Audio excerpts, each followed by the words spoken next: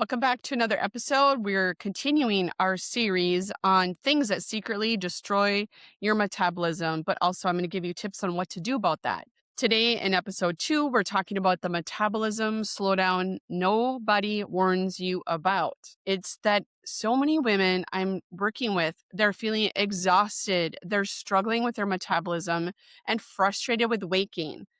And they're shocked to find out, and they're shocked to hear me say, you are not eating enough. When we go through their diet history, recent history especially, we're looking at cases where people are maybe eating 800 calories, 900 calories a day, and yet complaining that they're sluggish and not losing weight.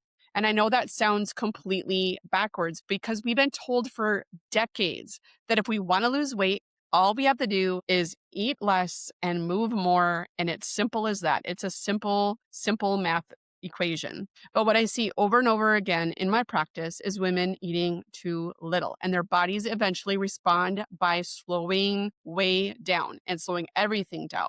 So why is undereating so common? And I believe that it's because of sort of more of the cultural and behavioral drivers and all the dietary dogma that we've been, just encountered over the years since probably the 70s, since the dawn of processed foods. Many women unintentionally undereat because of, the dieting history. Maybe it was actual disordered eating. Then we get into the intermittent fasting trends and the different dogmas about, eating carnivore or keto or plant-based or whatever it might be. People go to the extremes mostly because we're desperate, right? A lot of people have busy schedules. A lot of people use caffeine to suppress their appetites because we're busy and we're go, go, go. It's our culture of just burning the candle at both ends, and we're just not taking the time to sit down and have a meal. The other thing I hear so many women are talking about that they're afraid to eat carbohydrates of any kind. Can't eat an apple, don't want to eat a banana because those have made them heavy in their mind.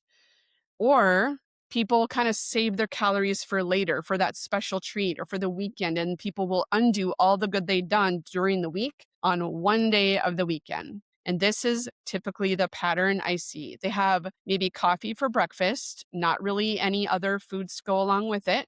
They either skip lunch or have a light lunch, more kind of a snacky kind of, picking at things laying around, maybe a handful of nuts here and there, some chips here and there. That is what they do. Then they are famished by mid-afternoon and they might have snacks. Usually when people are needing a quick fix for a snack, they're not craving, broccoli and carrots and things like that. They are going for the junk food or processed, greenwashed healthy foods. Then they're definitely very hungry at dinner time, and potentially the cravings and the eating happens until they go to bed.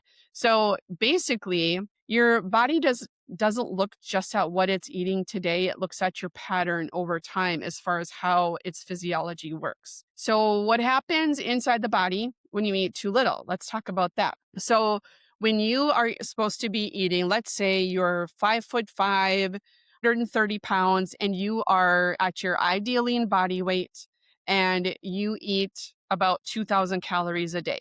Conventional wisdom tells us that if you just drop those calories by 500 calories a day for 1 week, that should equal 3,500 calories, which equals 1 pound of fat. All right, that's what the equations say. But when you have chronically undereaten, if you're not at 5'5" and 130 pounds, let's say you're 180 pounds, and you restrict your calories over time because you have had different reasons, whether it's some of the things I mentioned here today, maybe you have another chronic condition that impacts your metabolism, what happens is your metabolism will slow to conserve the energy. We talked about this a little bit on episode 1 with this series. When calories stay too low, the body will reduce the metabolic rate. It will decrease your thyroid hormone conversion.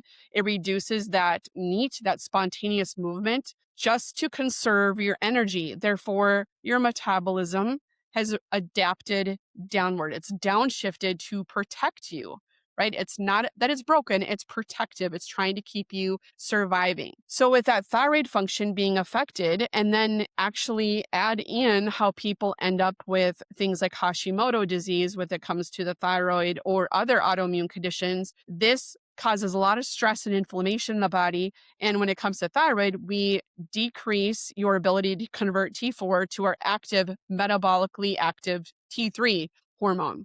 This affects your fatigue, your cold intolerance, weight plateaus. You have low energy chronically, and this ties directly to your thyroid all the time. That happens with people. It can cause it and it can be the reason for it, right? So when your cortisol increases because of this stress on your body, the low energy intake is perceived as more stress, which causes your blood sugar to be up and down. It causes those afternoon crashes. It disrupts your sleep. It wakes you up at night, keeps you storing fat in the middle, which is super frustrating for so many women. Your body thinks food is scarce, so it starts protecting your energy. One more time, it's trying to be protective. It's not broken. So here are some signs that you may be under eating. You're going to be constantly fatigued. You're going to have brain fog. You're going to feel cold. You're going to feel tired and wired. You're going to have crashes in the afternoon around 3 p.m. You might even have intense hunger in the evening. You're going to have poor sleep. You're definitely not getting into your fat stores for fat loss, so that's going to stall.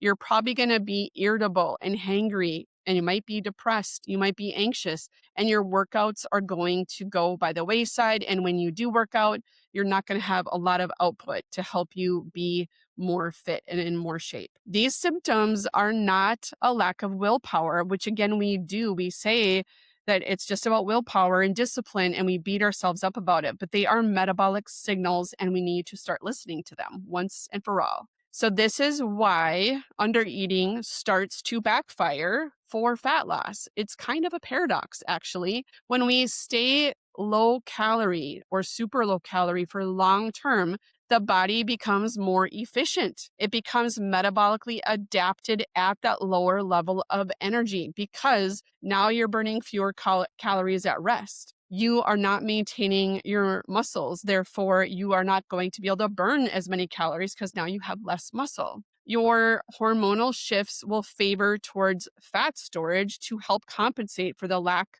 of food and nutrients coming into your body, for that scarcity. It becomes better at surviving on less.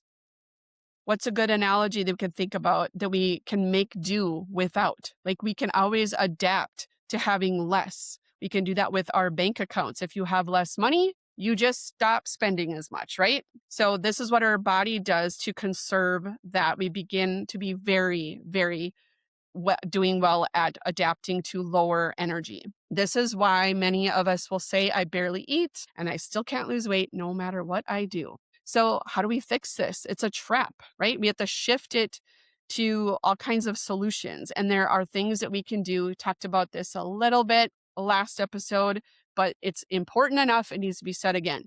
You need to have 3 meals a day that are balanced: proteins, fats, and fiber, making sure that you're nice and balanced at least 3 times a day. And you need to do that starting with a breakfast. And this is especially if you're dealing with all the symptoms we've talked about here today. You need to make sure you start to eat well and eat the 3 times a day. Consistency will signal that safety to the body. So prioritizing that protein, I could talk about protein all the time. You need to have 30 to 40 grams of protein at each meal, nice, steady, balanced doses of it to help support your blood sugar, your satiety, your muscle maintenance, and the metabolic activity in your body.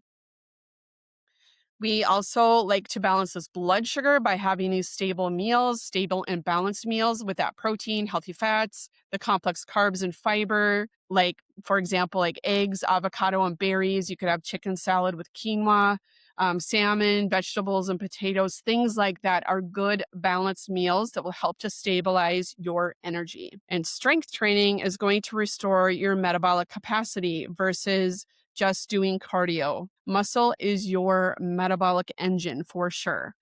And if you can eat a little earlier in the day, meaning you stop eating all of your meals 2 to 3 hours before you go to bed.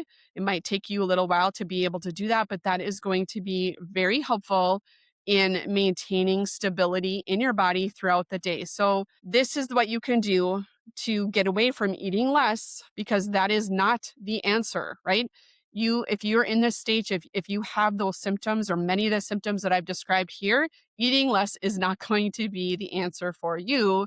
We need to restore our energy and metabolism by eating consistently, nourishing your body, and stop sending that starvation signal to your system. Start now, start today, don't start later. I'm actually telling you to eat more of the good things rather than start on Monday with a new diet where you're going to restrict something and pull it out of your life. So your metabolism will respond to the safety, not the restriction. So if you've been stuck in this cycle of fatigue and dieting and frustration with your metabolism, this is exactly the kind of work I do inside all of my programs. You can learn more by going to my website, tiffanyflaten.com, or check out the link below to get more information with a clarity call. Or if you're ready to dig in because you were anxious of making changes and you're sick and tired of being sick and tired and you just want to get to it, sign up with a clarity call or the application form, and we can get on the phone and talk about what your next steps are. All right, good to see you here. And I will be talking about the next hidden thing that causes us to sabotage our metabolism in the next episode. We'll see you there. Bye-bye.